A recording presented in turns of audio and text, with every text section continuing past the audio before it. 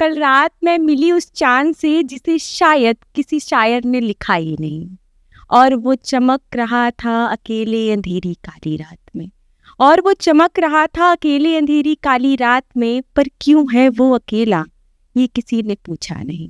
और कल रात मैं मिली उस चाँद से जिसे शायद किसी शायर ने लिखा ही नहीं।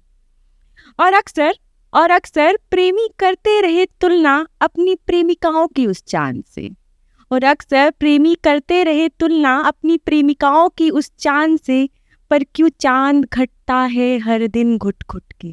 पर क्यों चाँद घटता है हर दिन घुट घुट के, ये किसी को पता ही नहीं। और कल रात मैं मिली उस चाँद से जिससे शायद कभी चाँद भी मिला ही नहीं।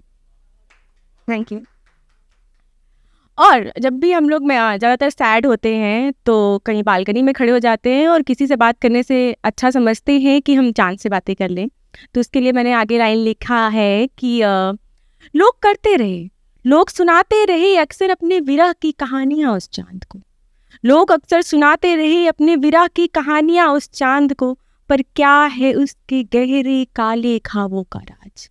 पर क्या है उसके गहरे काले ख्वाबों का राज, इससे किसी को कोई इत्तला नहीं। और कल रात मैं मिली उस चाँद से, और कल रात मैं मिली उस चाँद से जिसने पूछा मुझसे, कल रात मैं मिली उस चाँद से जिसने पूछा मुझसे, क्यों बस मैं चाँद नहीं, क्यों बस मैं चाँद नहीं। कभी माएँ मुझे परोस देती हैं थाली में, कभी माएँ मुझे परोस देती हैं थाली में, तो कभी बच्चे मामा कह के बुलाते हैं।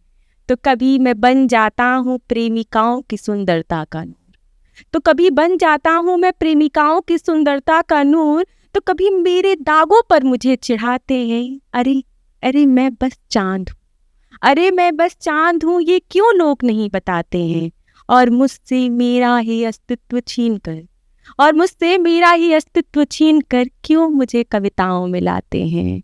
और कल रात मैं मिली उस चाँद से जिसने पूछा मुझसे, क्यों मैं सिर्फ चाँद नहीं।